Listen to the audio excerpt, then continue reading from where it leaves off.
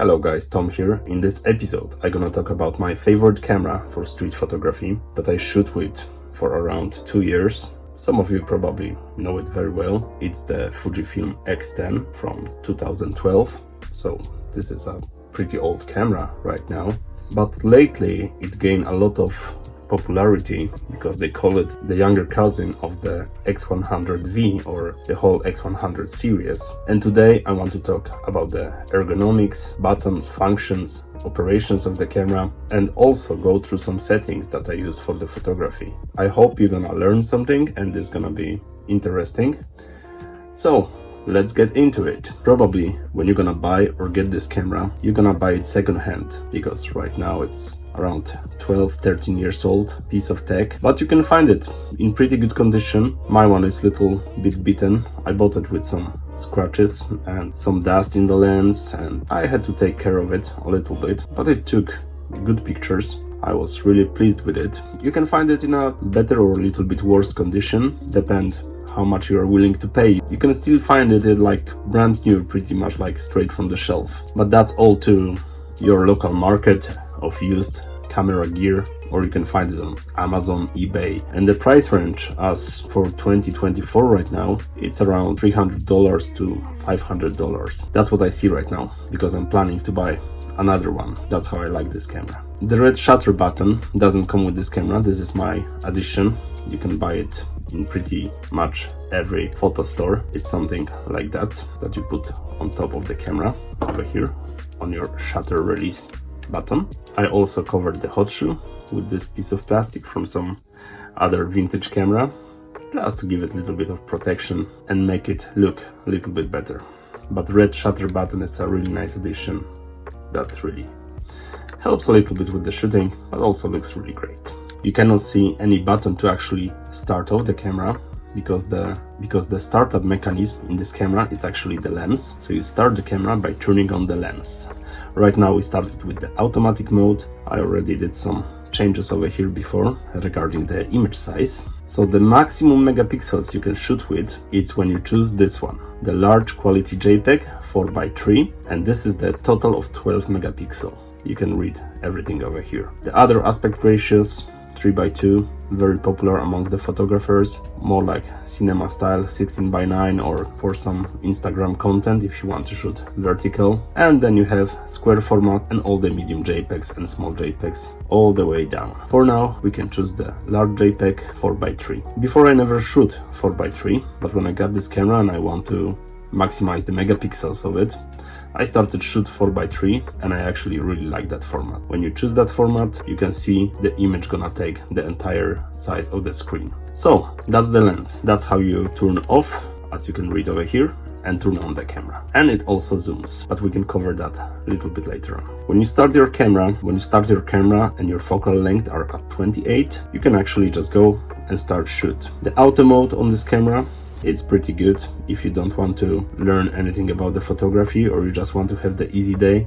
This is the auto mode and you can go around, take some pictures. Regarding the auto mode, there's some things that you can change. When you go to the options, pressing the menu button, you can choose how big you want your range of the ISO to be. For this camera, I would say 1600 it's absolute max. If you want some grainy pictures, you can go a little bit higher, but usually ISO 400 or ISO 800 gonna do the job pretty nicely. Let's leave it now at 400. You can choose different image sizes. For me, usually it's 4:3. Image quality, I always choose fine for my pictures. Probably they take a little bit more space, but for 12 megapixels, it's not a big deal in these times. You can choose the film simulations. This camera have few of the Fujifilm simulations. You have Provia, that's your standard film.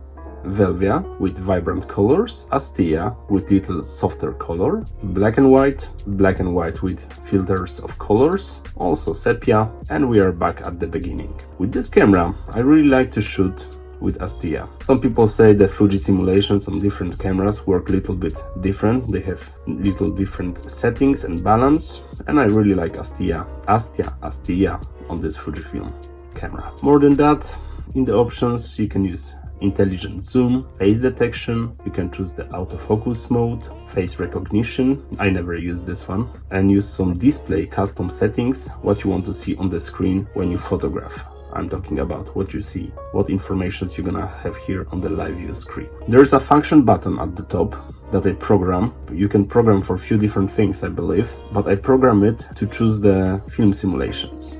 Like I said before, I shoot with Astia, but sometimes I just want to switch for black and white. Usually I don't change it that much. If I start the day with Astia, I go with Astia, but if I go with black and white, then I go with black and white. But if you want to change it on the fly, that's actually pretty much useful button if you want to change your simulations a lot. And that's about the auto mode.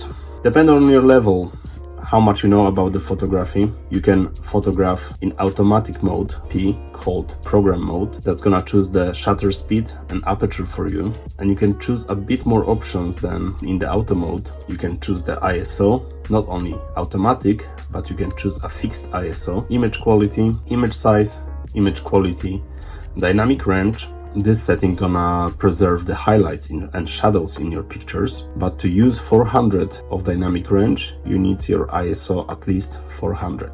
You can also set it on auto. If I know I'm gonna shoot outside, let's say it's overcast day and I know I'm gonna edit some images, usually I use ISO 400 and dynamic range 400.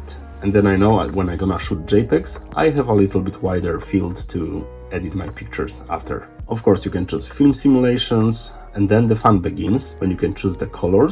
That's mean your saturation. You can choose different options. You can choose how much sharpness you want in your picture. I usually keep it on +1. Depend on what you photograph, you can reduce or boost your highlights. The same with the shadow tones, noise reduction, and we have the same options like before for focusing, flash, external flash, and a little bit more custom functions if you want, if you know what you want to have.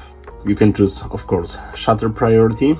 It's the same like program mode, but you can choose shutter speed, and aperture, your f-stop, gonna be choose automatically by the camera. This is quite useful on a bright sunny days. Like you see over here, it can go maximum 1/4000 of a second. When you shoot in automatic modes or in the aperture priority over here, the shutter speed doesn't go higher than 1/2000 of a second. If you think your camera gonna compensate, it's still gonna go only to 1/2000 of a second, and a lot of pictures on a bright sunny day might be overexposed. So when you have a full sun outside and you go for the shutter speed priority, then you have a little bit more control how fast you want, how much you want to compensate for the light outside with the shutter speed.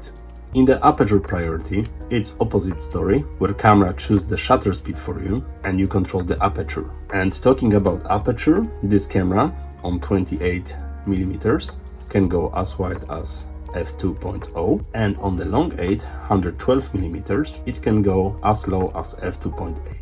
Closing down your aperture, it can go all the way to f11, so you have everything in your depth of field, but also at f11, if you have an older camera like my one and more things are in focus, you can see some part of the dust that you might have on the lens, I mean in the inside of the lens or on your sensor. For me, on this camera, I usually have a little bit of a shadow in this area when I take some pictures on a bright sunny day and I close my aperture all the way to f11. On a bright sunny day, usually go around 5.6, f5, f4, and then I compensate with the shutter speed. I'm not gonna lie, my favorite mode actually is the aperture priority, because I like to control my aperture, so I know how much I want to have in focus. This camera not gonna give you exactly the very blurry background. It's gonna give you a blurry background. For example, if you have something at the close distance. If you focus on something that is relatively close, it's gonna blur the background. With this relatively small sensor, it's gonna have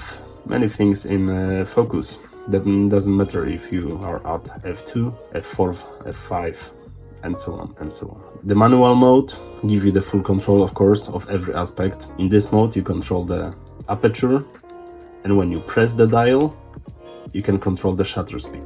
In this mode, the compensation dial at the top doesn't work. Some of viewers of this channel mentioned that in manual mode, actually, you don't have preview of your exposure. So it doesn't matter how much you change the options, you see, the image doesn't change. Even if you pre-focus, it doesn't give you the preview of the exposure. The only way to see it you can see over here on the left hand side, with these settings we are probably much lower than -2. So when we're gonna take the picture now, let's say we put something over here. So when we're gonna take the picture now, probably picture gonna be totally black or very, very dark. And compensating with the shutter speed, you're gonna see how we recover from -2 to -1 and to the normal exposure. Now it says it's gonna be too bright, so let's lower this, and now it should be on point. Yep. It's really nice that this camera have all these modes, depend on your level, how deep you are in the photography, how much knowledge you have. You can start with automatic modes, go through half automatic modes, and eventually you're gonna learn how to use the manual. But it's not really necessary with this camera, because this camera, it should be like a small easy point and shoot that you can take everywhere, take a quick pictures and have fun with it, and not focus on the settings and stuff like that. This is like a camera that you can take with you pretty much everywhere, but don't focus too much on the settings to use. Above the manual mode, we have the custom modes. You can register your custom modes pretty much on every mode you are using. Let's say you like the aperture priority. Let's say you want the aperture priority, and we're gonna use the settings of ISO. I want to have my ISO on 400, image quality, everything high, film simulation. Let's say I want to shoot in black and white with all the settings below as it is. And if I want to have this mode under the C1, let's say, so I don't have to choose these settings every time I want to shoot, you go to the menu, custom settings, C1, and you get the dialog box C1 set OK. Okay, so now for example we are on the auto mode. Let's say we shoot in color or Velvia, and you want to quickly switch for black and white with your own settings. Then you go to the C1, and the camera remembers all your settings and you are ready to go. So you don't have to waste time for choosing your favorite settings on the camera. You have another mode, C2. This is the same. You can choose whatever you like and register it under C2. Camera also have some video mode, but this is not even worth to talk about. This is 1080p. I believe 24 frames per second. The good thing is that the lens have the image stabilization. To record something interesting with this camera, you really need to be careful. Of course, you can use the Fuji simulations or some tripods, video tripods, and if you have idea for the movie, definitely you can make a movie with this camera. But for today's standards, you're gonna be far better off with your smartphone or your iPhone and do a much better video and much better sound as well. We have few more interesting modes on this camera. Over here you have the special modes. We can dive a little bit deeper into these modes. When you press your menu OK button, you're gonna have the first menu at the top over here, and you have all the options over here. You have option for portrait, portrait enhancer, sport, night mode with tripod, fireworks, sunset, snow, beach, underwater, party, flower, text, natural light, and back to portrait. So these options are automatic options that help you to get better colors, better sharpness, better details. If you are new to photography or just want to play around with these modes to get some different effects, go for it. I did not try so many of this. Maybe I was playing with the portrait, but usually I take my pictures, like I said, on the half automatic modes, and I do my post processing later on. If you want to have a little bit play with this camera, it's definitely worth to try, because all of these modes gonna choose the settings for you. I believe the landscape gonna choose some more vibrant colors, so you can get more like dreamy, beautiful landscape shots with better colors. Portrait's gonna make sure that the tones on the skin not gonna be oversaturated and smooth, and so on. Like I said, this is not the area of this camera that was so much interest for me, but it's here. It's some field to play with. Another mode, it might seem similar, but it's a little bit different than the special programs. It's called advanced mode, and actually there's one interesting mode that I really like. The same, when you press the menu button over here, you have the first menu at the top that says advanced modes, and some maybe Canon users remember there was like in the entry-level DSLRs, there was like a few modes like that. You have to press this menu, you have few options over here. That is a small rabbit hole, because over here in the advanced filter there's another menu, and below it you have the option to create 360 panorama. I tried it once, but the stitch of the pictures was not really that good. Maybe when you do it on the tripod and you have everything perfectly level, you can photograph a 360 panorama with this camera. There is Pro Focus. I never tried this one. I was always curious about it. That's a pin sharp focus for subject with soft focus for background. So I believe the camera is taking like 2 shots, one of your subject, one of your background or blur background, so it's focused really close, and then blends these pictures together to get you like this bokeh effect, even with this small sensor with reasonably wide aperture, but you can get like this beautiful portraits with blurry backgrounds. That's the times before the AI and everything like that, so imagine to have these options 12 years ago. And over here we have the Pro Low Night, enhanced clarity of still subjects in very low light. Maybe I tried this once, but I was not super impressed. The option I was talking before, when you go over here, let's do this one more time so everybody see where it is. You choose Advanced Mode, you press Menu, you choose the first window, Advanced Mode, and then you go deeper in the first option at the top. And over here you have few more options, let's call it filters, that you can play with this camera. It's the toy camera. What does it do? You can read it on the screen. It creates shaded borders as taken by toy cameras. This is like old film cameras with plasticky lens and bodies. There is the miniature mode. That one is the most interesting for me. You have the pop color. It makes your pictures more colorful. You have the high key, so it's gonna be brighter photos. Dynamic tone, that's a little bit HDR kind of mode. Partial color, you can choose which color gonna be on the picture visible and everything else gonna be in the gray tones. This mode was so overused a few years ago that nobody likes it anymore. You can choose different colors, and we are back at the top. My favorite mode over here is the miniature mode because it gives you the tilt shift effect. I don't know how much I can show it over here, but basically it's gonna make middle part of your image sharp, and top and bottom of the image, it's gonna give it a softer look, like a diffused, washed off look. Also, it has very interesting color characteristics. Everything is a little bit more vibrant in this mode. I have to say I like to play around with it when I go out and shoot. When I usually shoot in black and white modes, I like to use this color mode with this miniature effect, let's call it like a tilt shift effect, to take a little bit different images than usually. Yes, so that's all the advanced modes that you have in this little bit rabbit hole of a menu. And we have only one option left to talk about. This is another automatic mode. It was highly popular and used by some. It's the EXR mode. That was kind of like a small attempt to like make your camera more intelligent and actually decide for you which scene you are photographing. So basically what it does, you point your camera at something and it's in auto mode because there's a few different options as well. Depend on what you point at, let's use this watch again. Depend on what you point at, and it's trying to figure out, you can see over here, it's trying to figure out what you are photographing. Now it sees you are very close, so it's thinking that this is gonna be a macro photo. So when you press the shutter, it's taking the macro image of that watch that is presented in front of it. If you photograph some landscape, it's gonna recognize it. If it's gonna be some people in front of you, it's gonna recognize it as a portrait.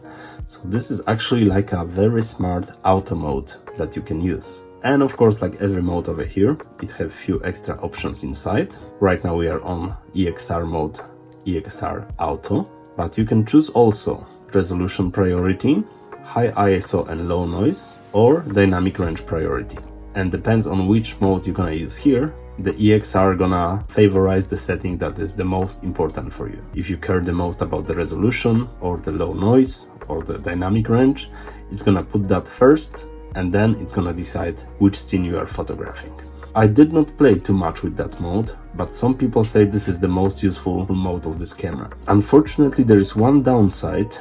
If you choose the dynamic range priority, So this is gonna be like a small HDR photo. The image size over here gonna be only 6 megapixels, because from the two 12 megapixel images, I believe it's gonna combine one 6 megapixel photo with a very high tonality. This is something you need to remember. If you're gonna use the EXR mode with the dynamic range priority, your picture is gonna be saved as 6 megapixels. It might be enough. It depend on what you use your pictures for. If you use it for social media, definitely enough. And that's all the EXR modes. Like you see, this is a small camera. Somebody might say this is just another boring point and shoot, but I'm really amazed how much features it have, how many modes it have, how complicated it can be. You can download the instruction manual for this camera somewhere in the internet. I'm gonna find the link and leave it in the description. And the manuals for these cameras are really tough, because they go through every mode, through every detail, through every button, and probably you can talk about this camera for more than I do right now. There is definitely some better point and shoot cameras, or cameras with a small zoom like that. Something that really got me into this camera is the manual zoom. You are zooming with turning the lens.